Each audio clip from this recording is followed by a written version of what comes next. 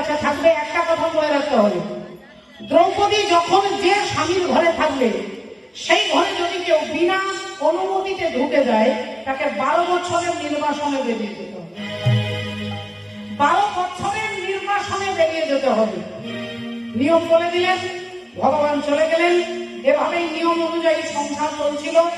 একদিন দ্রৌপদী দুপুর বেলায় যুধিষ্ঠির স্বামী সেবা দিয়ে পা টিপে দিচ্ছে, চরণ সেবা করছে। স্বামীর চরণ সেবা করছেন স্ত্রী, এটা হচ্ছে স্ত্রীর ধর্ম, স্বামীর চরণ সেবা করা। আজকে সোশ্যাল মিডিয়া, আজকে টিভি, আজকে সমাজ, নারী পুরুষ মর্যাদাই সমান, কিন্তু স্ত্রীর একটা ভূমিকা আছে বাবা। আপনি বাজারে চলে যান, বাজারের সমস্ত জিনিস দোকানে সাজানো থাকে। সবজি কিনতে যাবেন, সবজি আপনার কাছেই থাকবে।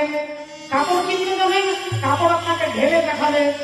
কিন্তু আপনি যদি হিরে কিনতে যান, হিরের দোকানে গেলে হিরে আপনাকে ঢেলে সাজিয়ে দেখাবে।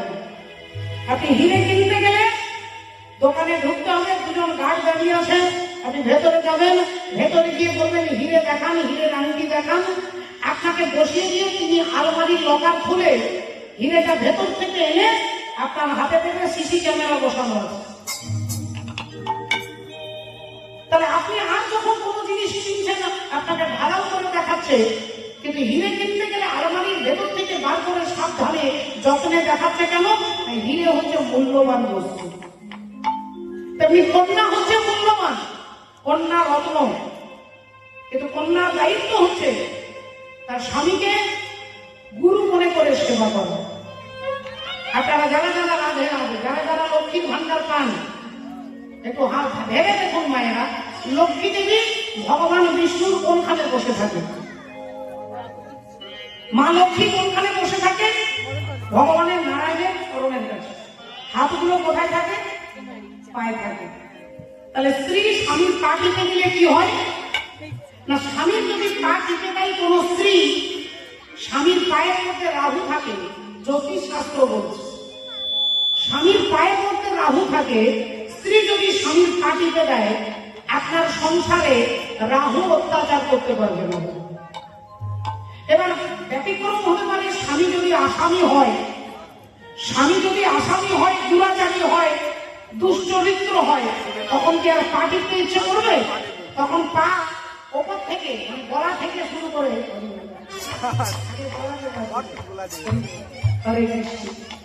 এবার মায়েরা দেখুন, আজকে দ্রৌপদী দেবী দুপুর বেলায় যুধিষ্ঠির স্বামীর চরণ সেবা করছে, আর এদিকে জঙ্গলে অর্জুন তার নিজের কাজ করছে। একজন ব্রাহ্মণ ছুটতে ছুটতে আসছে, চিৎকার করতে করতে আসছে, বাঁচাও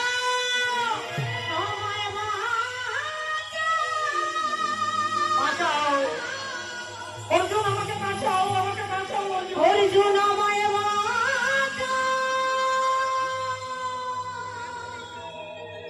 আমায় বাঁচাও, অর্জুন আমাকে বাঁচাও, আমাকে বাঁচাও অর্জুন, আমার আমার বড্ড বিপদ হয়েছে অর্জুন, বড্ড বিপদ হয়েছে। অর্জুন বললেন, বলুন কি হচ্ছে আপনার? না, আমার একমাত্র সহায়, একমাত্র সম্বল হচ্ছে গরু, আর ওই গরুটাকে একটা জঙ্গল থেকে বাঘ টানতে টানতে নিয়ে চলে যাচ্ছে। আমার গাভীর মাতাকে একটা বাঘ টানতে টানতে নিয়ে যাচ্ছে, আমার গরুটাকে তুমি বাঁচাও অর্জুন। অর্জুন বললেন, দেখুন আপনি মাফ করবেন, কিছু মনে করবেন না, আপনার সাহায্য করতে পারলে আমি খুশি হতাম, কিন্তু এই মুহূর্তে আমি আপনাকে সাহায্য করতে পারছি না। তার কারণ হচ্ছে বাঘটাকে মারতে গেলে যে তীর ধনুক দরকার, সেই তীর ধনুকটা এখন ওই ঘরে রয়ে গেছে যে ঘরে দাদা যুধিষ্ঠির আর দ্রৌপদী বসে আছে। যে ঘরে দাদা যুধিষ্ঠির আর দ্রৌপদী বসে আছে সেই ঘরে আমার তীর ধনুক রয়ে গেছে। এখন বাঘটাকে মারতে গেলে তীর ধনুকটা আনতে গেলে ওই ঘরে যেতে হবে, আর ওই ঘরে যদি আমাকে যেতে হয় তাহলে 12 বছরের নির্বাসনে বেরিয়ে যেতে হবে। 12 বছরের জন্য নির্বাসনে বেরিয়ে যেতে হবে। ব্রাহ্মণ বললেন, তাহলে তুমি আমাকে সাহায্য করবে না, তুমি ক্ষত্রিয় ধর্ম পালন করবে না? একটা ক্ষত্রিয় ধর্মই হচ্ছে কোন অনাশ্রয়ী ব্যক্তিকে, কোন দুঃখী ব্যক্তিকে সাহায্য করা।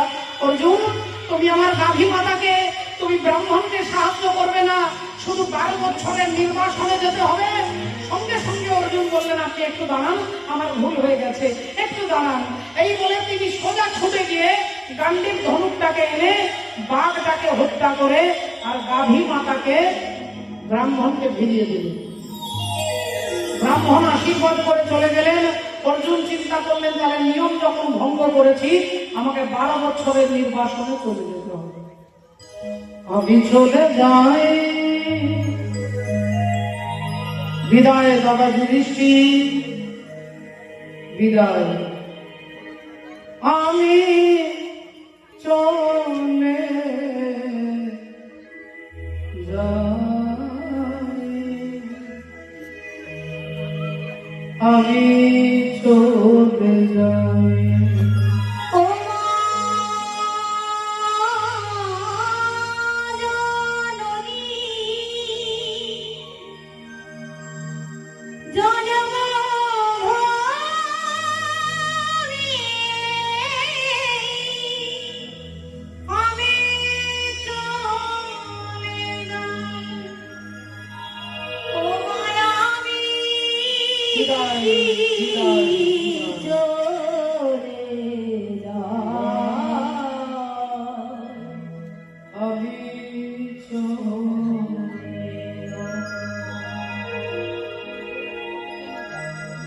বিদায় দাদা ভীম, বিদায় নকুল সহদেব, বিদায় মাতা কুন্তি দেবী।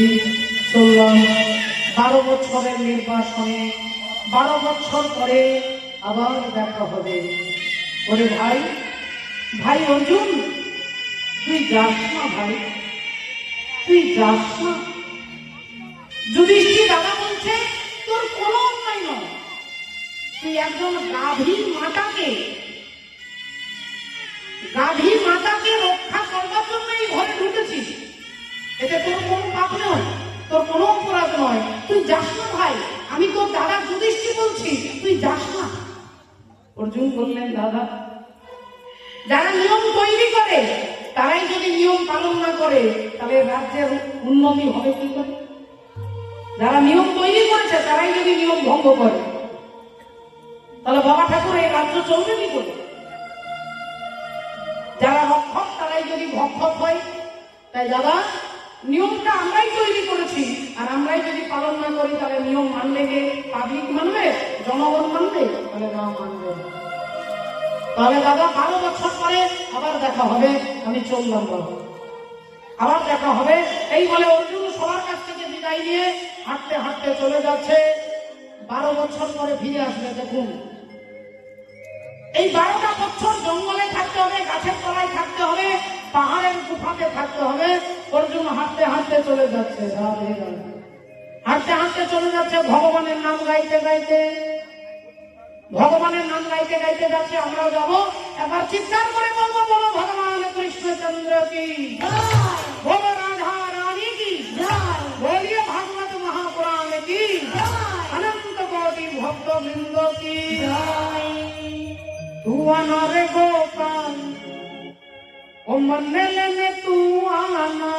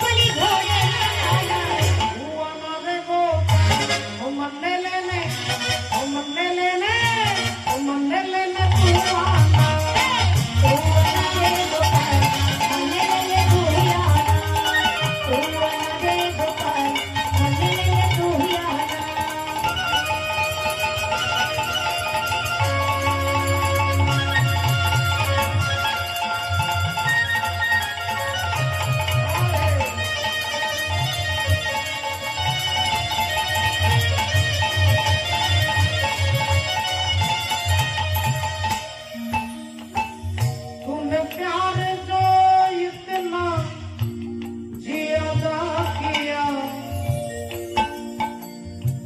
तूने प्यार जो इतना ज्यादा किया, मैं तेरी हो गई, मैंने वादा किया, मैं तेरी हो गई, मैंने वादा किया।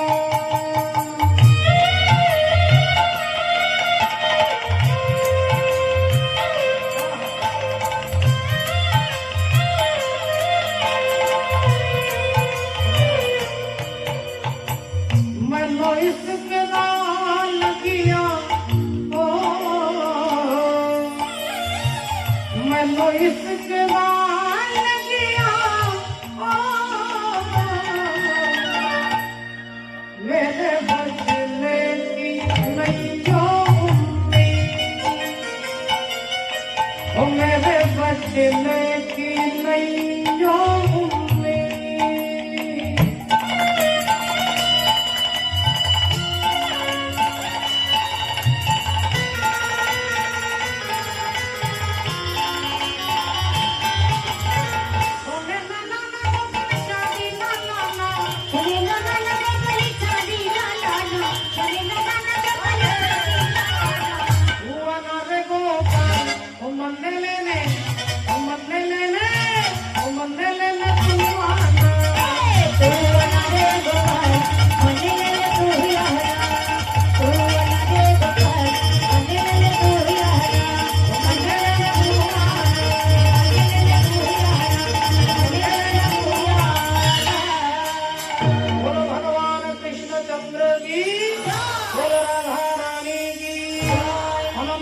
ভক্তবৃন্দ কি এবং যারা বৃষ্টিতে বসে তাও ঘুমোচ্ছেন তাদের কি জয়। এখন ঘুমিয়ে কীর্তন শুনবেন, সকালেই বলবেন চৈতালি দিয়ে কি কীর্তন ভক্তিমতী মায়ের আগে ব্যাপারটা বুঝতে হবে। একজন ভদ্রলোকের নাম হচ্ছে দানচন্দ্র, ভালো করে শুনবেন তাহলে বুঝতে পারবেন। একজনের নাম হচ্ছে দানচন্দ্র, নামটা শুনলেই মনে হবে কারণ দাতা কর্ম, তিনি দানের জন্য একজন বিখ্যাত। তিনি তার নিজের কবচ কুণ্ডলটাকে পর্যন্ত দিয়ে দিয়েছিলেন। এনার নাম হচ্ছে দানচন্দ্র, কিন্তু সারা জীবনে কোনোদিন 1 টাকাও কাউকে দেয়নি। কখনো কোনো মন্দিরে যায় না টাকা দিতে হবে বলে, কখনো বাড়িতে পুজো করে না টাকা খরচা হবে বলে, কখনো কোনো তীর্থে যায় না টাকা খরচা হবে বলে। এখন 75 বছর বয়স হয়ে গেছে, তার স্ত্রী রেগে রেগে বলছে, বলে হ্যাঁ গো এই যে ও স্বামী, তা সারা জীবনে তো কখনো কোনো টাকা খরচা করলে না, তা অন্তত 10 কিলোমিটার দূরে গঙ্গা, একটা দিন গঙ্গায় ডুব দিয়ে আসতে পারো না? তার স্ত্রী বলল যখন যিনি বলেছে যখন, ঠিক আছে আগামীকাল আমি গঙ্গা স্নান করতে যাবো, তাহলে তাহলে কি টোটো ডেকে দেবো? তাহলে টোটো ভাড়া লাগবে না, যেতে 20 আসতে 20, 40 টাকা খরচা হবে। তা কি করে যাবে? বলে রাত্রিবেলায় হেঁটে এসে যাবো, ভোরবেলায় পৌঁছে যাবো, আবার স্নান করে দুপুরবেলায় ঘর চলে আসবো। খালি পায়ে গেছে, যদি জুতো ঘষা লেগে হয়ে যায়, হেঁটে হেঁটে গেছে 10 কিলোমিটার, ওখানে গিয়ে গঙ্গার ঘাটে ভোরবেলায় পৌঁছে গেছে। ভাবছি এমন একটা ঘাটে স্নান করবো যে ঘাটে কোনো ব্রাহ্মণ থাকবে না, কারণ ব্রাহ্মণ থাকলেই পুজো করাতে হবে, আচমন করাবে, গঙ্গায় তর্পণ করাবে, তারপর দক্ষিণা দিতে হবে। এমন একটা ঘাটে স্নান করবো যে ঘাটে কোনো ব্রাহ্মণ থাকবে না। কোন ঘাটে গেছিলাম? যেখানে মোড়া পড়াই, মুর্গা ঘাটে গেছে। এখন মোড়া পড়ার ঘাটে গিয়ে দেখছে চারিদিকে কেউ নেই, ভাবলো 3টে ডুব দিয়ে রুটি সোজা চলে যাবে। একটা ডুব দিয়েছে, 2টো ডুব দিয়েছে, 3 নম্বর ডুবটা দিতে যাবে, আর ভগবান অন্তর্যামী হরি তিনি কত বড় কৃপণ এটা পরীক্ষা করবার জন্য ব্রাহ্মণ সেজে চলে এসেছে। যেই 3 নম্বর ডুব দিয়ে উঠেছে, অমনি ভগবান হাত রেখে বলছে যজমান কি জয় হোক, যজমানের জয় হোক। তো দানচন্দ্র বললেন কি ব্যাপার, হাত পেতেছেন কেন? বলেন আমি ব্রাহ্মণ, এখানে মাঝে মাঝেই আমি আসি, আর এখানে যারা আসে তারা আমাকে 1 বছরের খাবারের টাকা দিয়ে দেয়, 1 বছর খাবারের টাকা দিয়ে দেয়। দানচন্দ্র বললেন আপনি কি ভাবছেন আমি আপনাকে 1 বছরের টাকা দেবো? তো ভগবান বললেন 1 বছরে দিতে হবে না, 6 মাসের দেন। দানচন্দ্র বললেন 6 মাস তো দূরের কথা, 3 মাসের দেবো না। ভগবান বললেন 3 মাসের দিতে হবে না, 1 মাসের দেন। দানচন্দ্র বলছে 1 মাস তো দূরের কথা, 15 দিনের দেবো না। ভগবান বলছে 15 দিনের দিতে হবে না, 1 সপ্তাহের দেন। দানচন্দ্র বলছে 1 সপ্তাহ তো দূরের কথা, 1 দিনের দেবো না। ভগবান বললেন একদিনে দিতে হবে না, একবারে জল খাবারের টাকা দেন। দানচন্দ্র বললেন জল খাবার তো দূরের কথা, তোমাকে 10 টাকা দেবো না। ভগবান বললেন 10 টাকা দিতে হবে না, 1 টাকা দাও। তা বললো ঠিক আছে, 1 টাকা যখন আপনি বলছেন 1 টাকা দেবো, তবে আমি কোনো টাকা নিয়ে স্নান করতে আসি নাই। এটা ধাপ থাকলে আমার বাড়ি 10 কিলোমিটার দূরে, ওই 10 কিলোমিটার দূরে রায়চকে আমার বাড়ি। যদি আপনি কখনো আমার বাড়ি যান তাহলে 1 টাকা শোধ করে দেবেন। আর মনে মনে ভাবছে 10 কিলোমিটার যেতে আমার আসতে 10-20 কিলোমিটার, কেউ কি 1 টাকার জন্য হাঁটবে? দানচন্দ্র বাড়ি চলে এসেছে, ভাবছে 1 টাকা বেঁচে গেছে। ঠিক তার পরের দিন ভগবান গিয়ে তার দরজায় ঠকঠক করছে। আর যেই দরজা ঠকঠক করছে, দানচন্দ্র তার স্ত্রীকে বলছে দেখো দরজায় কি এসেছে দেখো। গিন্নি এসে সেই দরজাটা খুলেছে, ভগবান কি বলছেন, যজমান কি জয় হোক। এ আপনি, আপনার স্বামী কালকে গঙ্গা স্নান করতে গিয়েছিল, ওখানে 1 টাকা ধার করে এসেছে, সেই 1 টাকাটা নিতে আপনি এখানে দাঁড়ান, আমি আমার স্বামীকে খবর দিচ্ছি। বলে এই যে ও ঘাটের মোড়া স্বামী। বলি 1 টাকা তুমি দিতে পারবে? তুই জানলি কি করে? ওই ব্রাহ্মণ চলে এসেছে 1 টাকা নেওয়ার জন্য। দানচন্দ্র বলছে বাপের জন্য এরকম ব্রাহ্মণ দেখিনি, 1 টাকার জন্য এত দূর হেঁটে হেঁটে এসেছে। তা যা যা ব্রাহ্মণকে গিয়ে বলে দে, বল আমার স্বামী শরীর অসুস্থ হয়ে গেছে, যা। গিন্নি এসে বেরিয়ে বলছেন কিছু মনে করবেন না, স্বামীর হঠাৎ করে বিপি বেড়ে গেছে, ব্লাড প্রেশার বেড়ে গেছে। ভগবানও ছাড়বে না, তুমি পাকাই চললে আমি শিরাই চলবো। ভগবান বলেন ঠিক আছে, আপনার স্বামী যতদিন ভালো না হবে ততদিন আপনার বাড়িতে থেকে আমি রান্না করে খাবো। আপনি চাল দেবেন, আপনি ডাল দেবেন, আপনি ঘি দেবেন, আপনি চিনি দেবেন, আমি নিজে রান্না করে ভোগ লাগিয়ে খাবো। গিন্নি বলে লাগছে একটু দাঁড়ান, ছুটে গেছে স্বামীর কাছে, ও স্বামী ভালো যদি চাও 1 টাকা দিয়ে দাও, যতদিন ভালো নামে হবে ব্রাহ্মণ বলেছে আমাদের ঘরে থাকবে। রামচন্দ্র বললো তাহলে এক কাজ কর, লেখা চুকিয়ে দেয়, গিয়ে বলে যে স্বামী এক্ষুনি মারা গেছে, বলে যে স্বামী মারা গেছে, মারা গেছে। আমি যা বলছি যা গিয়ে বলে দেবে, একটু কেঁদে কেঁদে বলবে। এইবার গিন্নি বেরিয়েছে, ও বাবা,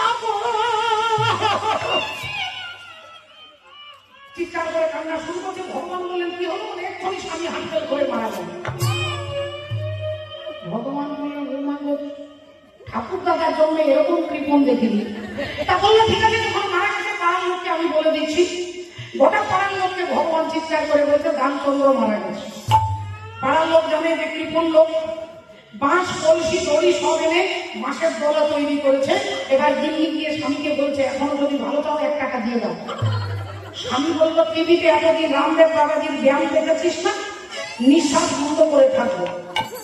এইবার নিঃশ্বাস বন্ধ করে আছে। এইবার সমস্ত লোকেরা মাসের দোলাই তাকে তুলেছে, আর যেই মাসের দোলাই তুলে কাঁধে তুলতে যাবে, এবার গিন্নি সত্যিকারের বলছে ও গো আমার স্বামী মরেনি গো। পাড়ার দিদিরা বলছে কাঁদিস নি দিদি, কাঁদিস নি, স্বামী কি সারা জীবন থাকে, স্বামী কি সারা জীবন থাকে, কাঁদিস নি দিদি, তুই ছেড়ে দে।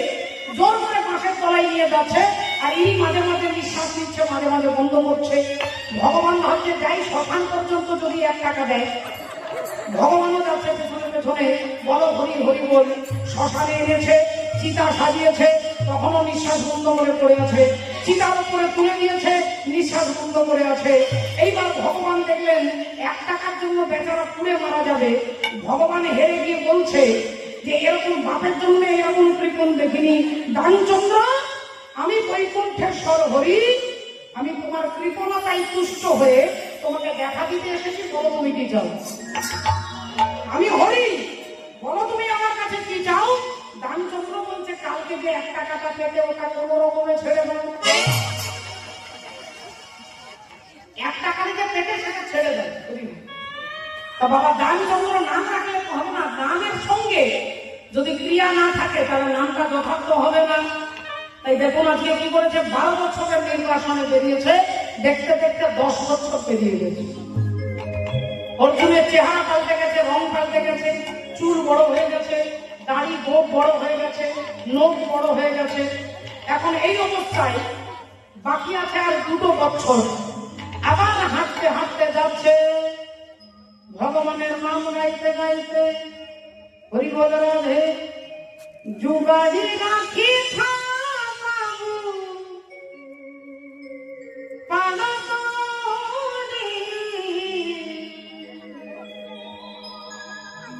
সাজারি রাখি থামাবু হয়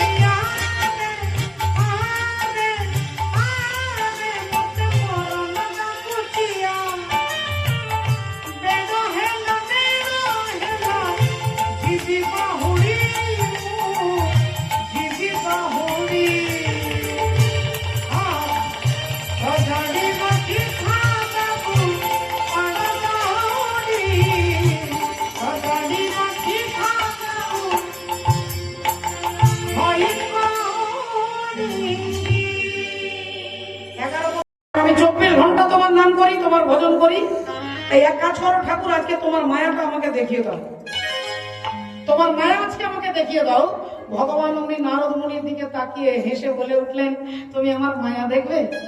ঠিক আছে, অন্য একদিন তোমাকে মায়া দেখাবো, আজকে আমার হাতে সময় নেই। আজকে এখন আমি বেরিয়েছি একটু একটু ভ্রমণে যাবো, একটু ঘুরতে যাবো আর কি। তা অন্য কোনোদিন তুমি এসো, তোমাকে আমার মায়া দেখিয়ে দেবো। নারদ মুনি বললেন, তবে আমিও তোমার সঙ্গে যাব, আমিও তোমার সঙ্গে যাব।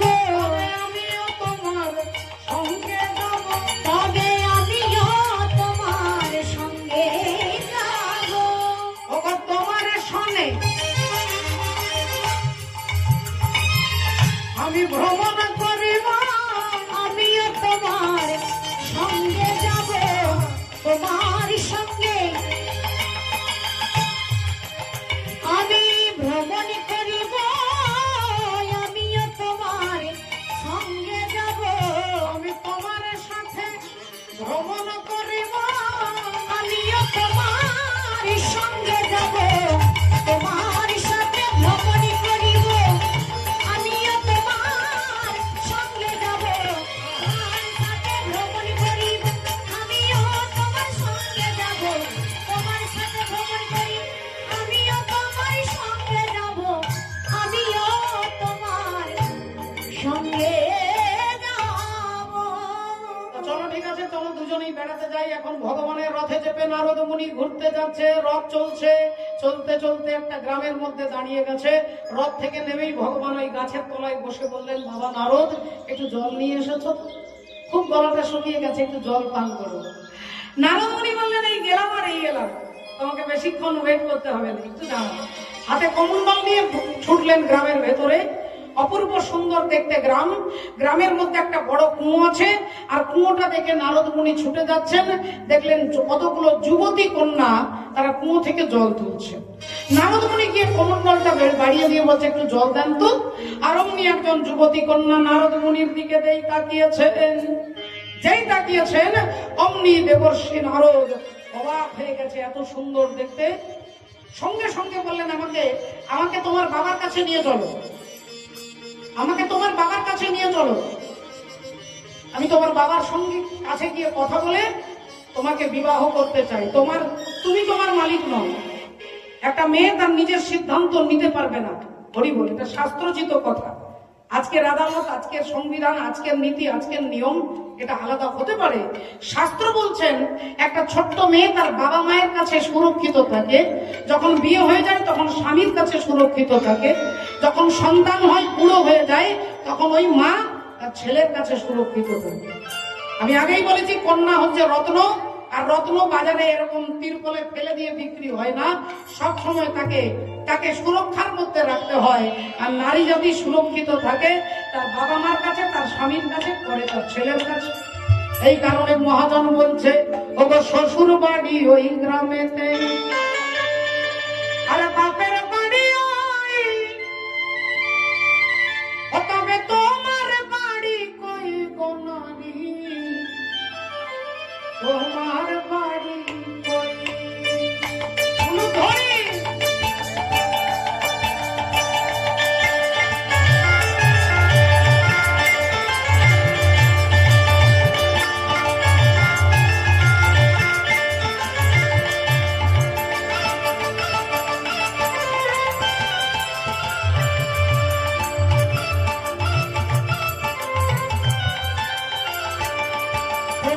শ্বশুর বাড়ি ওই গ্রামেতে, বাপের বাড়ি ওই, বলো তোমার বাড়ি কই গো নারী, তোমার বাড়ি কই, বলো তোমার বাড়ি কই গো নারী, তোমার বাড়ি কই।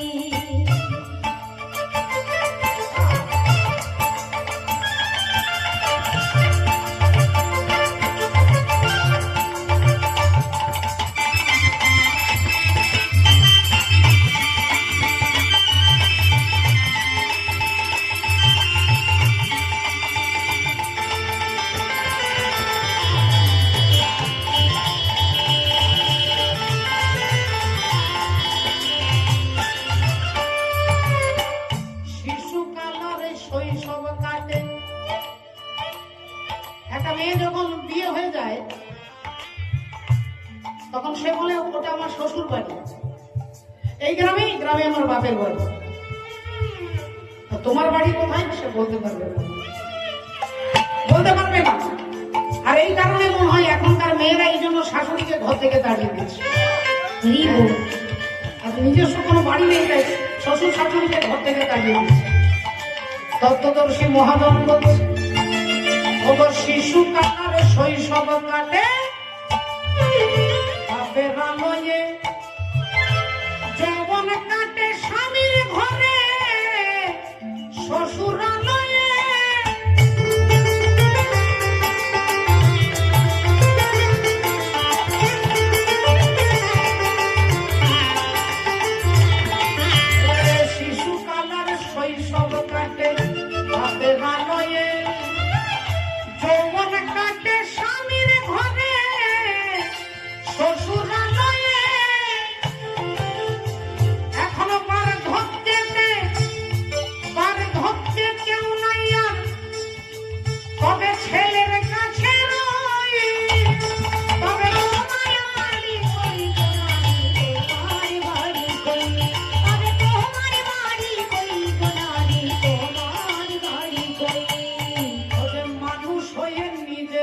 সংসার বুঝিলি না ভবে। কোন বাড়িটার কথা বলছে মা? গোবিন্দ থেকে। ওটা বাপের বাড়ি, আর এই জগৎটা হচ্ছে শ্বশুর বাড়ি, মায়ার সংসার। এখান থেকে এখানে এসেছি, নিজের বাড়ির ঠিকানা আমি নিজে জানি না। ও যে মানুষ হইয়ে নিজের বাড়ি বুঝিলি না ভবে, মহাকালের চক্র এসে দাঁড়াবে যাবে।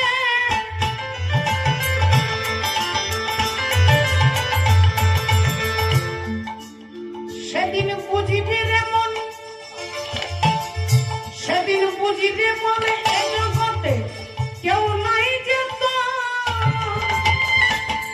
তবে তোমার বাড়ি করিব নারী, তোমার বাড়ি করিব, তবে তোমার বাড়ি করিব নারী, তোমার বাড়ি করিব। শ্বশুর বাড়ি ওই আমি বাপের বাড়ি ওই, তবে তোমার বাড়ি করিব নারী, তোমার বাড়ি করিব, তবে তোমার বাড়ি করিব নারী, তোমার বাড়ি করিব, তবে তোমার বাড়ি করিব নারী, তোমার বাড়ি করিব। দেবর্ষি নারদ সেই যুবতী কন্যার বাবার কাছে এসে বলছে, আপনার মেয়েকে আমি বিয়ে করতে চাই। রাজা বললেন, এ তো আমার 14 পুরুষের কপাল ভালো, আপনার সঙ্গে মেয়ের বিয়ে দেব।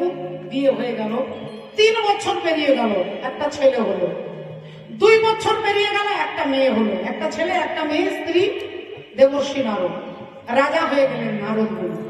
অন্য রাজ্যের রাজা এসে এই রাজ্যটাকে আক্রমণ করবার জন্য যুদ্ধ ঘোষণা করে দিয়েছে। দেবর্ষি নারদ ভাবলেন, আমি তো কখনো যুদ্ধ করি না, তাহলে যুদ্ধ করবার আগে আমরা পালিয়ে যাব, ফ্যামিলি নিয়ে পালিয়ে যাব। স্ত্রী পুত্র কন্যাকে নিয়ে নারদ মুনি রাজ্য ছেড়ে পালিয়ে যাচ্ছে। ঠিক গঙ্গার ঘাটে এসে একটা মাঝিকে বলছে, আমাদেরকে পার করে দেবে। মাঝি নৌকোতে বসিয়েছে 4 জনকে, নৌকো চালিয়ে নিয়ে যাচ্ছে। মাঝ গঙ্গায় নৌকো টলমল করতে করতে সব জলের মধ্যে পড়ে গেছে। ছেলে পড়ে গেছে জলে, মেয়ে পড়ে গেছে জলে, স্ত্রী পড়ে গেছে জলে, নারদ মুনি পড়ে গেছে জলে। একবার ছেলেকে ধরছে, মেয়ে বলছে, বাবা আমাকে বাঁচাও। যখন মেয়েকে ধরছে, স্ত্রী বলছে, আমাকে বাঁচাও। কখনো স্ত্রীকে ধরছে, কখনো ছেলেকে ধরছে, কখনো মেয়েকে ধরছে। এই করতে করতে করতে সবাই জলের মধ্যে হরিবোল হয়ে গেছে। দেবর্ষি নারদ দুঃখে, হতাশায়, বেদনায়, ব্যথায় সাঁতার দিয়ে এপার থেকে ওপারে এসে সারা শরীর থেকে টপ টপ করে জল পড়ছে। দুটো হাঁটুর মাঝখানে মাথাটা রেখে কখনো কপাল চাপড়াচ্ছে, কখনো বুক চাপড়াচ্ছে, কখনো চিৎকার করছে, আমার ছেলেকে কেড়ে নিলে। কখনো বলছে, ঠাকুর আমার মেয়েকে কেড়ে নিলে, আমার স্ত্রীকে তুমি কেড়ে নিয়েছো ঠাকুর। চিৎকার করে নারদ মুনি হা হুতাশ করে কাঁদছেন। আর অমনি ভগবান পিঠে হাত দিয়ে বললেন, নারদ আমার জল কোথায়? তোমাকে জল আনতে পাঠিয়েছিলাম, জল কোথায়? তোমাকে জল আনতে পাঠিয়েছিলাম না স্নান করতে পাঠিয়েছিলাম? তুমি ভিজে বসে আছো। 1 ঘন্টা হয়ে গেল। নারদ মুনি বললেন, 1 ঘন্টা? 1 ঘন্টায় আমার বিয়ে হলো, আমার ছেলে হলো, আমার মেয়ে হলো? 1 ঘন্টা? ভগবান বললেন, সব 7 মিনিটের খেল। তুমি আমার কাছে এসেছিলে মায়া দেখতে, আমি তোমাকে আমার মায়া দেখিয়ে দিলাম। তুমি মায়া দেখতে চেয়েছিলে, আমার মায়াকে অতিক্রম করতে, তুমিও পারলে না। তোমাকেও বলতে হচ্ছে আমার স্ত্রী, তোমাকেও বলতে হচ্ছে আমার ছেলে, আমার মেয়ে, আমার ঘর, আমার বাড়ি, আমার জামাই, আমার নাতি। এটা কারা বলে? না, মায়াবদ্ধ জীব বলে। তোমার মতো নারদকেও বলতে হচ্ছে আমার স্ত্রীকে তুমি কেড়ে নিলে, তুমি আমার মায়াকে অতিক্রম করতে। আমি যদি না চাই এ জগতে আমার মায়াকে অতিক্রম করতে পারে। ভক্তমন্ডলী, ভক্তিমতী মায়েরা, তাহলে একবার ভেবে দেখুন, আজকে ভগবান দূরে দাঁড়িয়ে হাতে তালি দিচ্ছে, বক্রবাহন প্রতিজ্ঞা করছে, আমি অর্জুনের ধড় থেকে মুন্ডটাকে বিচ্ছিন্ন করে দেব। যেই কথা বলেছে, অর্জুন হাসতে হাসতে বলছে, কত হাতি গেল তল, আর মশা বলে কত জল। হ্যাঁ, কত বড় বড় রথী মহারথী, তাকে আমি মেরেছি। আর একটা 2 দিনের বাচ্চা ছেলে বলে কিনা আমার মুন্ড ছেদন করবে। তাহলে দেখি তোর কত ক্ষমতা, দেখি তোর কত ক্ষমতা। বক্রবাহন হাতে ধনুর্বাণ নিয়ে দাঁড়িয়েছেন, আর অর্জুনও ধনুর্বাণ নিয়ে দাঁড়িয়েছে। যেই অর্জুন একটা তীর ছুঁড়ে দিয়েছে,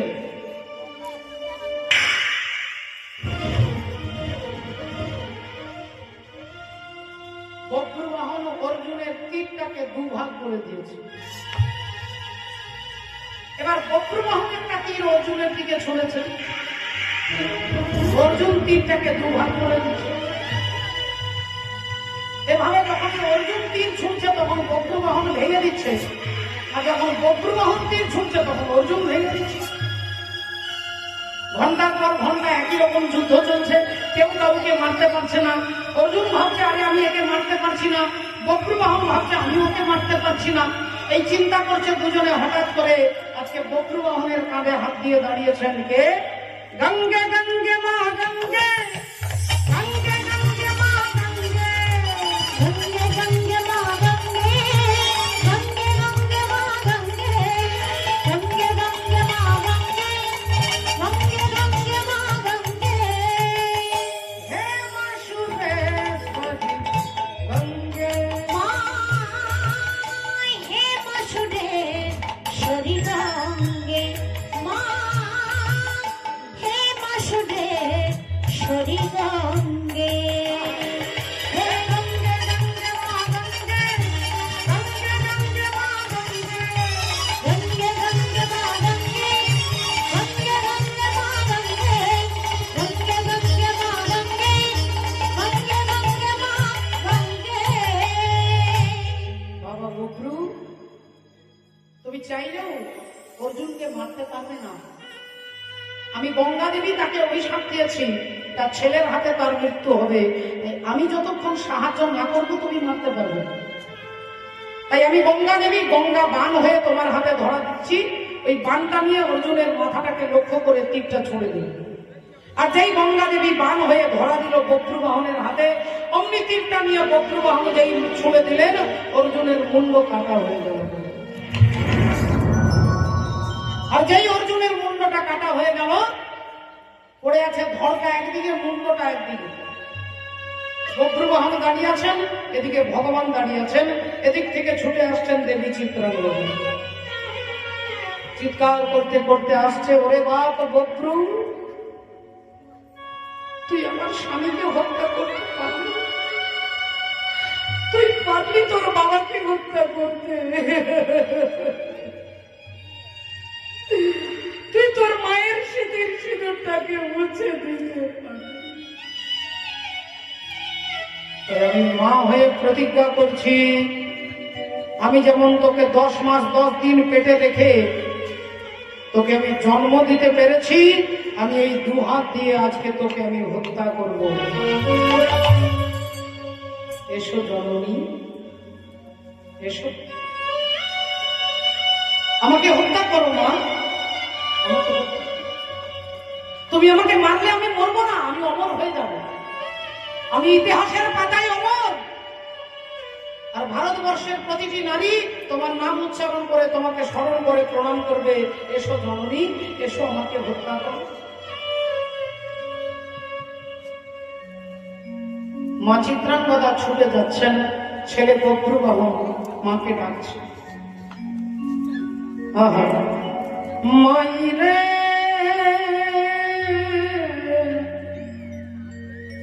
मायरे तुझे बिन मैं तो अधूरा, मायरे मायरे तुझे बिन मैं तो अधूरा, जीना जीना जीना रे उड़ा गुलाल,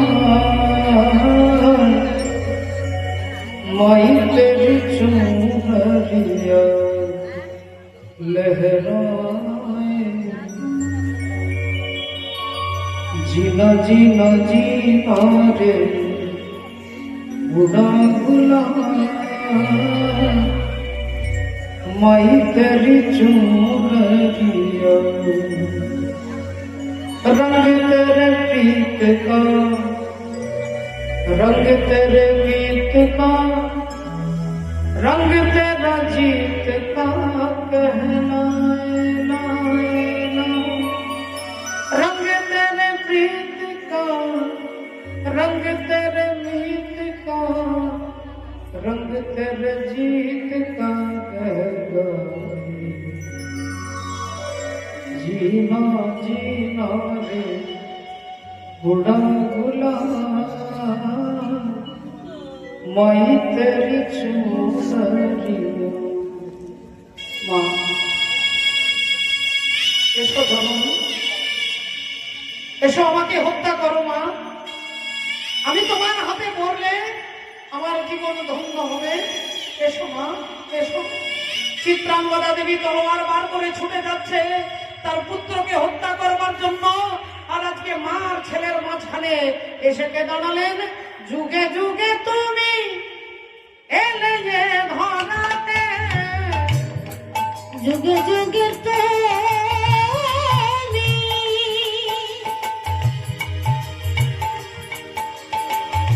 এলে এ ধরাতে, যুগে যুগে তুমি এলে যে ধরাতে, যুগে যুগে তুমি এলে এ ধরাতে, রাখিতে ভক্তে বিমান,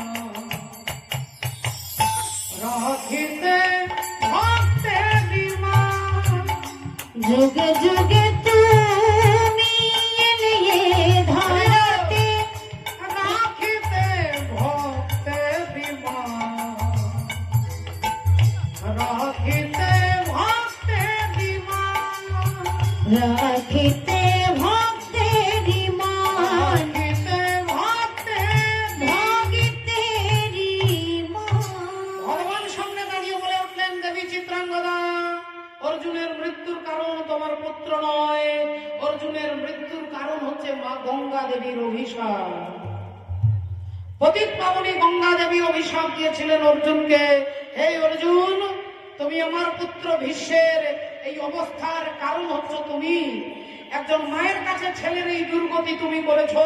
আমি অভিশাপ দিচ্ছি, একদিন তোমার মৃত্যু তোমার পুত্রের হাতে হবে,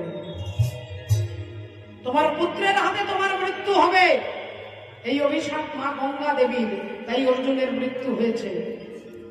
এটা দরকার ছিল অর্জুনের দর্পচূর্ণ করবার জন্য। তবে হ্যাঁ, তুমি সতী নারী, তুমি পবিত্রা নারী, তোমার মর্যাদা জগৎকে দেখানোর জন্য আমি অর্জুনকে বাঁচিয়ে দেব, আমি অর্জুনকে বাঁচিয়ে দেব। যাও বাবা বব্রু, যাও পাতালে গিয়ে উলুপি নাগের মণি নিয়ে এসো, তোমার বাবাকে আমি বাঁচিয়ে দেবো।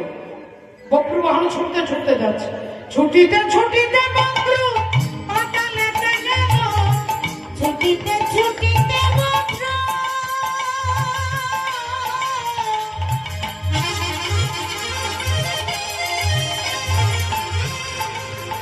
ছুটে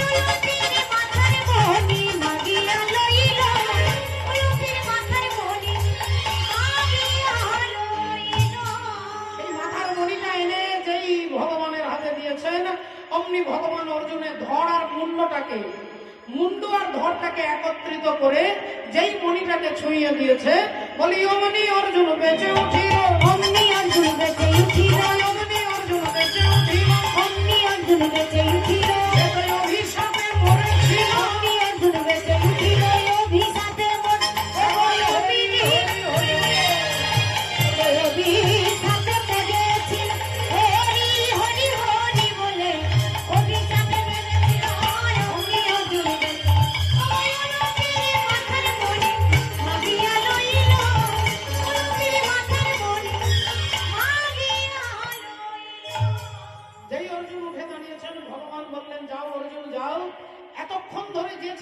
ধরবার জন্য তুমি লালায়িত ছিলে, ওই তোমার ছেলে পুত্র বক্রবাহন, আর এই তোমার স্ত্রী চিত্রাঙ্গদা। যাও যাও, তুমি তোমার ছেলেকে যত ইচ্ছে যত খুশি আলিঙ্গন করো, যাও। অর্জুন বললেন, যদি ধরতে হয় তাহলে আগে আমি তোমাকে ধরব। চরণ ধরিতে দিও গো আমারে, নিও না নিও না শরণে, জীবন এটা শুনিস আবার সুখ দুঃখ দিয়ে কোথায় যায় নীলায় মুখে এই পালাটাই করে ধরিব এটা অন্য পালাটা জড়ায়ে, নীলায় নীলায় শুনিস। চরণ ধরি নীলায় দেখেছি আমি, এই পালাটাই দিয়েছি। স্খলিত শিথিল কামনার ভার, বহিয়া বহিয়া হিরিগত, নিজ হাতে তুমি গেথে নিও, দিও না আমারে ছড়ায়ে, চরণ ধরিতে।